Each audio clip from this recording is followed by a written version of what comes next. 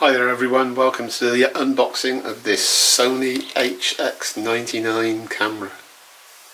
I ordered this off Amazon and it's come wrapped up like this, pardon all the cars going by outside.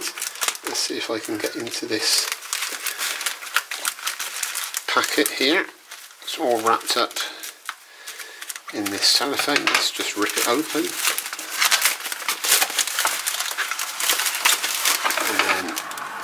Then we'll get some scissors on it, that's better.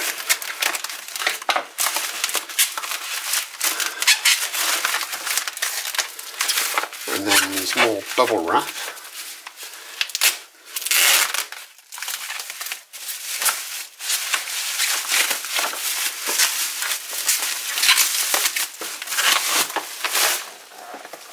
And there we are, it's the Sony HX99 CyberShot 4K camera. Now I bought this camera, the HX99, to replace this one, which is the HX90V, which is this one here, which I've had for nearly 5 years now, and it's been really good. I've used it every day, always carry it with me, but it's developed a fault recently where it just cycles through the menus, and whatever setting you put it on, it just cycles through something else randomly. So for instance, if you were on the white balance and you're trying to set that, it would suddenly go shooting through the shutter speeds for no apparent reason. So it's at its last days, it's on the way out, and here's a new one. Okay, so let's open this up. Well, let's have a look at the box first, because see what it says. There's lots of stuff. It's got a tiltable screen, built-in viewfinder, control ring. It's got touch, focus and shutter, which is completely new. It's got 18.2 megapixels, a huge great zoom on it because it's got the small sensor. And there's all these things here. The biggest one that they're plugging, of course, is the 4K. It's got various other things on there, and we'll have a look at those. So let's open that up and see how we got on. So let's slide the knife in there, and need to pull that back. Open the lid and sides, move the knife out of the way, and in here we've got information document guarantee. I've got register your new product online. What's this? I think that's about the back. No, memory card, possibly a memory card. And then I've got something about a AC adapter. Then I've got a reference guide, which opens, oh there's two things there, reference guide and a startup guide. But here we are, let's look in the box and pull that back there, and inside I've got a wrist strap. I've got a cable there, which is a USB cable. I've got a UK plug, which is good. So the USB one goes in there. Charge it up, presumably. Then inside here, I'll just take out the camera and see what else there is. There's a battery here. And this is a NP-BX1 battery, X-type. There we are. Let's put that to one side and have a look at the camera. And in this bag, let's take it out. And there she is. Looks very nice, 4K emblazoned on the front. Zeiss lens. It's got a tilt-up screen like that, so if you like doing your selfies, that's all very nice.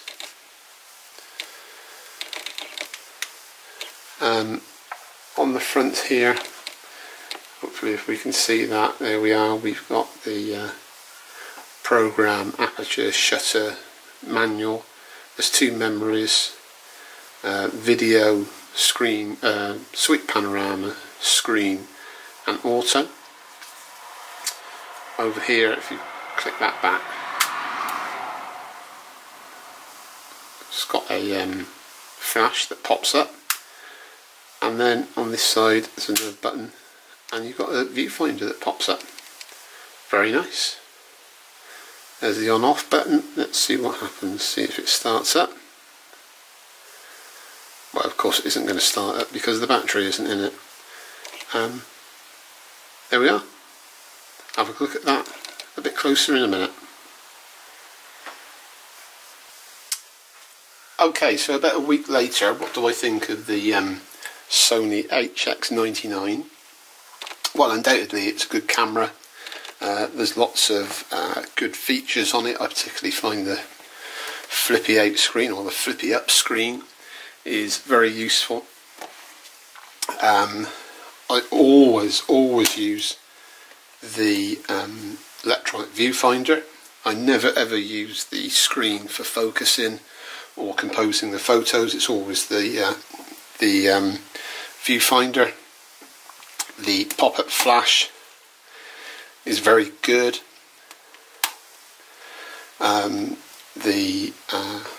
The ring there on the front, which changes its function depending on what you're doing at the time, that's very good.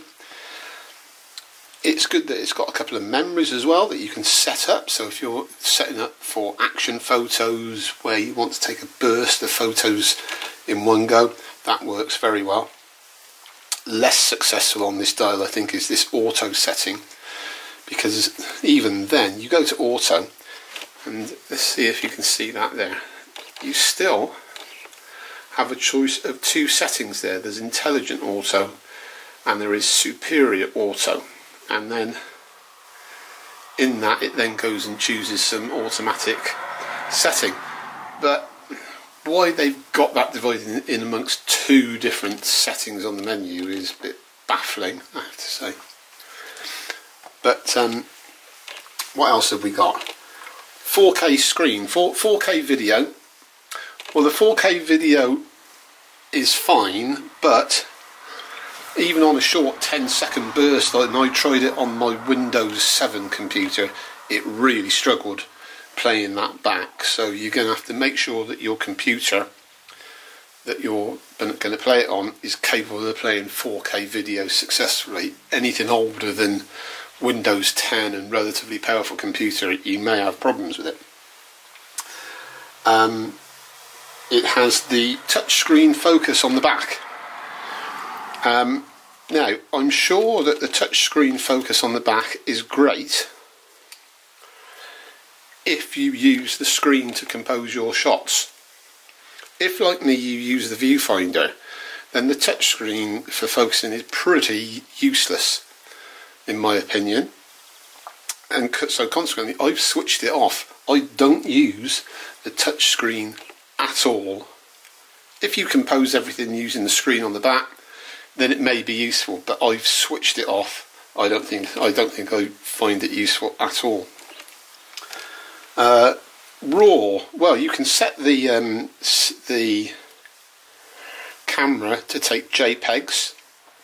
Let's see if you can see that in there. Hopefully, JPEGs, and you can take it RAW and JPEG and RAW together. That's actually not too bad. I think that's pretty darn good. That's one good reason for getting this camera. So those are my viewpoints on various things. There's loads of other. There we are. So the tiltable screen is really good. I haven't used the one-touch sharing to get your photos onto your iPads or anything like that. Do I think it's a good camera? Yes, of course it's a good camera. It's a really, really good camera.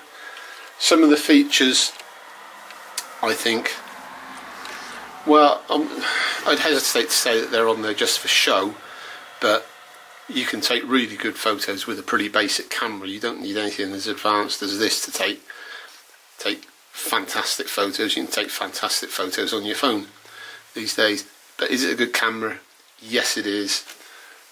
Is the 4K any good? Yes, it probably is if you've got a computer that will play it. Is the touch screen any good? It probably is if you use the screen to do your composing of your photos.